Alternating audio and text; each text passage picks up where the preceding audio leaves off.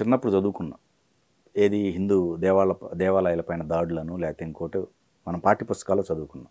ఇప్పుడు చూస్తున్నాం. ఇవి జరిగినప్పుడు మీ యాక్షన్ ఎలా ఉంది? మీ టీం అంతా, మీరంతా? ఒకనాడు దాడులు జరిగాయి, ఆ చరిత్రలో మనం చదువుకుంటున్నాము. ఎంత చరిత్రకి పౌడర్ వేసినా ఎన్నో కొన్ని చూపించక తప్పని పరిస్థితి వచ్చింది. అంటే భారతదేశంలో ఎన్ని దేవాలయాల మీద దాడులు జరుగుంటాయో ఊహించండి. ఈ రోజు కూడా ఒక 1000 సంవత్సరాల క్రితం ఉన్న దేవాలయాలకు వెళితే అప్పుడు ధ్వంసమైపోయిన అవశేషాలు, శిథిలాలు ఇప్పటికి కూడా మనం చూడొచ్చు. ఇప్పుడు ఆ దారి మార్చుకున్నారు కొంత.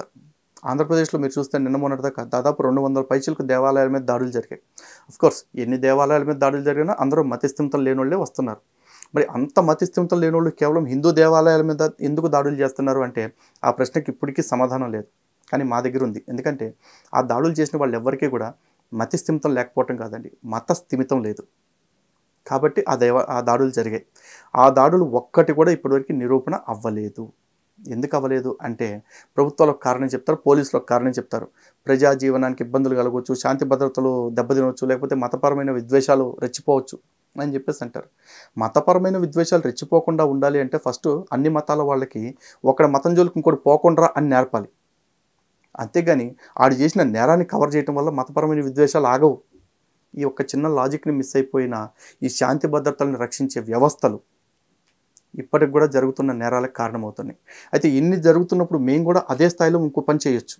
కానీ భారతదేశంలో రాజ్యాంగాన్ని గౌరవిస్తున్న ఏకైక వర్గంగా మేము ఉన్నాం హిందువులు. రాజ్యాంగం ఏదైతే చెప్తుందో ఆ చెప్పిన ప్రతిదాన్ని గౌరవిస్తున్న వాళ్ళు హిందువులు మాత్రమే అని నా ఉద్దేశం. కాబట్టి మేము ప్రతిదానికి రాజ్యాంగబద్ధంగా వెళ్తున్నాం. అంటే రాజ్యాంగం ఇచ్చిన హక్కు ద్వారా నిరసనలు వ్యక్తం చేయటం, రాజ్యాంగం ఇచ్చిన హక్కుల ద్వారా ఉద్యమాలు చేయటం, రాజ్యాంగం ఇచ్చిన హక్కుల ద్వారా చట్టపరంగా పోరాటం చేయటం, ఇది మా స్థితి.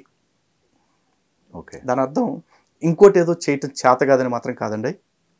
చేతగాదని మాత్రం కాదు, చేయొద్దు అనుకుంటున్నాం. ఎందుకంటే ఇది మా దేశం. ఈ దేశం బాగుండాలి. ఈ దేశం బాగుంటేనే మేము బాగుంటాం. ఎందుకు?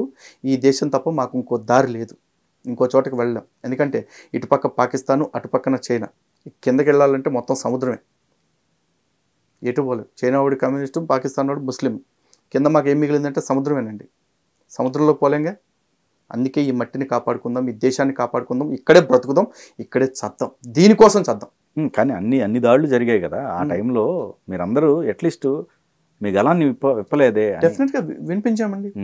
ప్రతి దేవాలయానికి క్షేత్రస్థాయిలోకి వెళ్ళి నిలబడ్డాము, నిలదీశాం కూడా. అప్పటి దేవాదాయ శాఖ మంత్రిని నిలదీశాం. అప్పటి పౌర సరఫరాల శాఖ మంత్రిగా ఉన్న కొడాలి నాని కూడా ఈ పిచ్చి పిచ్చి మాటలు మాట్లాడితే కొడాలి నానిని కూడా ప్రశ్నించాము. సీఎంకి కూడా లేఖలు రాశాము. స్పందన లేదంతే. మా ప్రయత్న లోపం లేదు, ప్రయత్నం చేశాం. కానీ మనిషి ఈ మతాలు ఎన్ని ఏమి లేకుండా బ్రతకలేడండి. మతం అనేది ఎవరు ఏర్పరచుకున్నారు సార్? ఇందాక చెప్పా కదా, మతము అంటే మత్యా జాయితే ఇది మతం. ఈ మతాలంటే క్రీస్తు పుట్టకముందు క్రిస్టియానిటీ లేదు కదా, మా ప్రవక్త రాకముందు ఇస్లాం లేదు కదా, సిక్కు మతం గురునానక్ గారికి ముందు లేదు కదా, బుద్ధుడికి ముందు బౌద్ధ మతం లేదు. కానీ హిందూ మతం రాముడితో మొదలైందా?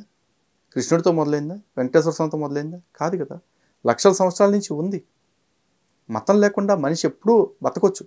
కానీ మతం అంటే ఏంటి? ఆఫ్టర్ ఆల్ ఒక అభిప్రాయం అండి. ఆ అభిప్రాయాన్ని ఫాలో అయ్యేవాళ్ళు వీళ్ళంతా. కానీ హిందూ ధర్మం ఏం చెప్తుందంటే ధర్మం అంటే ఏంటి? చేయాల్సిన పని చేయటం, చెయ్యకూడని పని చేయకుండా ఉండటం. ఈ చేయాల్సింది చెయ్యకూడదు ఏంటి అని చెప్తే మనకి ధర్మానికి సంబంధించిన ఒక 10 లక్షణాలు ఉపనిషత్తు చెప్తా ఉంది.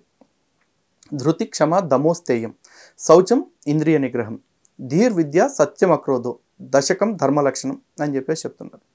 ఈ ధర్మ లక్షణాలు ఏం చెప్తున్నాం? మొదటి ధృతి, ధైర్యంగా ఉండటం. క్షమ, ఓర్పుగా ఉండటం. దమం, అస్తేయం అంటే దొంగతనం చేయకుండా ఉండటం, అబద్ధం చెప్పకుండా ఉండటం, శుచిగా ఉండటం, చక్కగా చదువుకోవటం. ధీర్ విద్య, సత్యం, అక్రోధం, కోపం లేకుండా ఉండటం. ఇవే ధర్మానికి సంబంధించిన 10 లక్షణాలు. దీనివల్ల జనాలకు వచ్చే నష్టం ఏంటి చెప్పండి? ధైర్యంగా ఉండాలి, ఎవరైనా తప్పదు. అది శుచిగా ఉండాలి, ఎవరికైనా తప్పదు. ఇవన్నీ ఉంటే ధర్మో రక్షిత రక్షిత.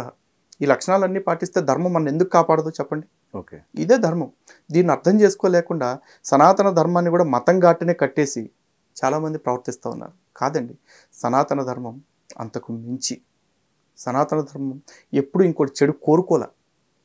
ఎప్పుడు ఒక వ్యవస్థ పర్టికులర్ ప్రొసీజర్లో నడవాలి అని మాత్రమే కోరుకుంది. దేవుడు, దెయ్యం, ఈ 2 కాన్సెప్ట్లు హిందూ మతంలో ఉన్నాయా? దేవుడు అనేది ఉందనుకున్నాం, దెయ్యం కూడా ఉన్నట్టేగా? లేదు, అస్సలు లేదు. యాక్చువల్లీ దేవుడు అంటే ఏమిటి అంటే దేవ శబ్దానికి నిరుక్తం ఒక అర్థం చెప్తుంది. దేవో దానాత్వా దీపనాద్వా ద్యోతనాద్వా ద్యుస్తానో భవతి ఇతి. అంటే దేవుడు అంటే ఎవరు అంటే బాగా వెలిగేవాడు, వెలిగించేవాడు, ఏదైనా ఇవ్వగలిగిన వాడు, ద్యుస్థానంలో ఉండేవాడు అని చెప్పేసి అన్నారు.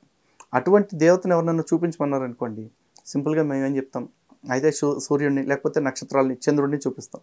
అంతకు మించిన భగవంతుడిని చూపించమంటే భగవంతుడిని కూడా దర్శనం పొందిన వాళ్ళు ఉన్నారు, భగవంతుడిని దర్శించిన వాళ్ళు పొందిన వాళ్ళు ఉన్నారు.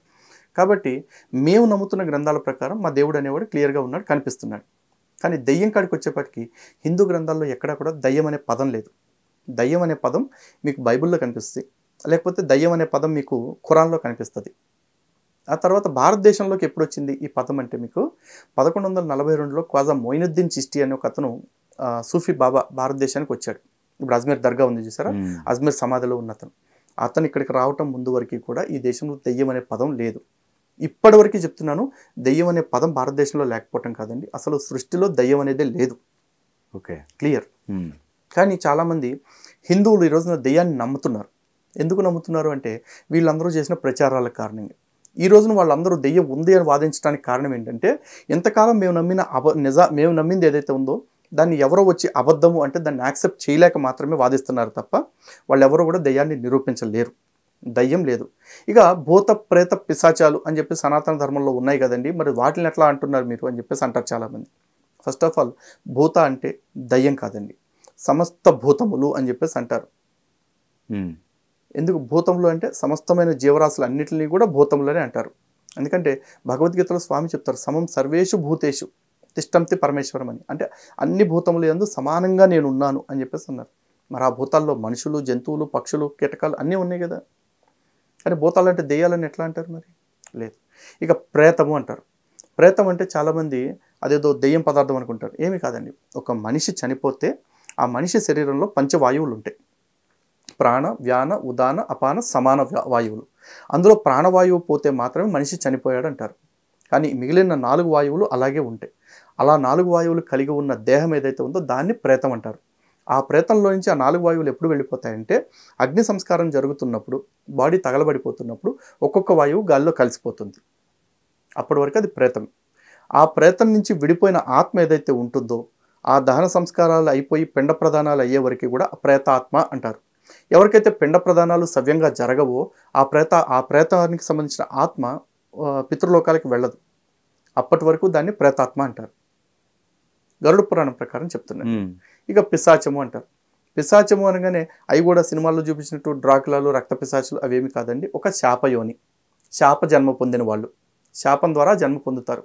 ఈ జన్మలోనో గత జన్మలోనో చేసుకున్న శాపాల వల్ల, పాపాల వల్ల. ఓకే. అలాంటి శాప జన్మ పొందిన పిశాచాలు జనసంచారం లేని అడవుల్లో ఉంటాయి, నిర్జన అరణ్యాల్లో ఉంటాయనే గ్రంథాలు చెప్పినాయి తప్ప వీళ్ళకలాగా కోరికలు తీరిన ఆత్మలన్నీ తీరుబడిగా కోరికలన్నీ తీర్చుకుని వస్తాయి, కోరికలన్నీ తీర్చుకుని వచ్చేదాకా యమధర్మరాజు చెమచక్కలు ఆడుకుంటూ కూర్చుంటాడు అని ఏ గ్రంథం చెప్పాల. అండ్ ఇంకోటి, వీళ్ళు నిజంగా కూడా సినిమాల్లో చూపించినట్టు ప్రతీకారాలు తీర్చుకుని ఆత్మలు అన్ని పైకి వెళ్ళాల్సి వస్తే ఈ పాటికి నిర్భయకు సంబంధించిన ఆ 4 ఎప్పుడూ చచ్చి ఉండేవాళ్ళు. ఓకే. వాళ్ళందరినీ అంత కష్టపడి అన్నాళ్ళు ట్రీట్మెంట్ ఇచ్చి ఉరి తీయాల్సిన పనిలే. కసబ్ గారు చంపిన 200 మంది ఎవరైతే ఉన్నారో వాళ్ళలో ఏదో ఒక దెయ్యం పట్టుకుని వాడిని ఎప్పుడో చంపేసి ఉండేది. 2 సంవత్సరాల పట్టాన్ని పందిని మేపినట్టు మేపేవాళ్ళు కాదు. ఓకే. ఈ రోజున దిశ కావచ్చు, లేకపోతే అభయ కావచ్చు, ఇలాంటివి చాలా వస్తున్నాయి. ఈ చట్టాలతో అవసరం ఏముందండి? ఆత్మలు పని చేసేసుకుంటే కదా అన్నీ కలిపి, ఏమీ జరగవు. వీటితో పాటు ఇంకో మాట ఏంటంటే ఈ శాతబళ్ళు, బూతుబళ్ళు అని చెప్పేసి చాలామంది పెడతారు. ఇవన్నీ కూడా హంబాకే, అవి ఏమీ లేవు. మరి గుళ్ళల్లో కావచ్చు, మసీదుల్లో, చర్చిల్లో కావచ్చు, ఈ దెయ్యాలని పట్టిన వాళ్ళని విడిపించడం కావచ్చు, ఇవన్నీ చేస్తుంటారు. అవును, ఇవి మూఢనమ్మకాలు. 100% మూఢనమ్మకాలు. ఎందుకంటే పాస్టర్లు కొంతమంది మేము దెయ్యాలు విడిపిస్తామని చెప్పేసి చెప్తారు. వాడు దెయ్యమే లేదురా బాబు అని చెప్తుంటే విడిపిస్తామంటే ఎట్లా సార్? ఇప్పుడు మసీదుల్లో, దర్గాల్లో కొంతమంది మేము దెయ్యాలను వదిలిస్తామంటారు. నువ్వే పెద్ద దెయ్యంగా ఉంటావు, ఒక్కోసారి నువ్వు దెయ్యాన్ని వదిలిస్తామంటే ఎట్లా నమ్ముతావు? లేకపోతే కొంతమంది గుళ్ళల్లోకి వచ్చేసి గుళ్ళల్లో మేము దెయ్యాలు వదిలిస్తామని కూడా ఈ మధ్య 2-3 దేవాలయాలు చూశాను. వాడు చేస్తున్నా కూడా వ్యాపారమే, తప్పుడు ప్రచారమే. గుళ్ళో జరిగితే తప్పు ఒప్పయిద్దా సార్? అవ్వదు. మేము ఎక్కడున్నా తప్పు తప్పే అంటాం. నిజంగా ఈ చేతబడులే ఉన్నాయి అనుకోండి, ఈ రాజకీయ ప్రత్యర్థులను ఒకడు ఎంత కష్టపడి ఓడించుకోవాలో, లేకపోతే ఇన్ని కుట్రలు చేయాల్సిన అవసరం లేదు.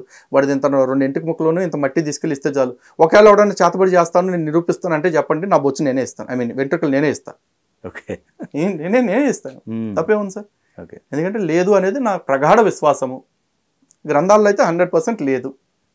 ఇక వామాచారము లేకపోతే దాంట్లో అభిచారము ఇట్లాంటివి కొన్ని చెప్తారు.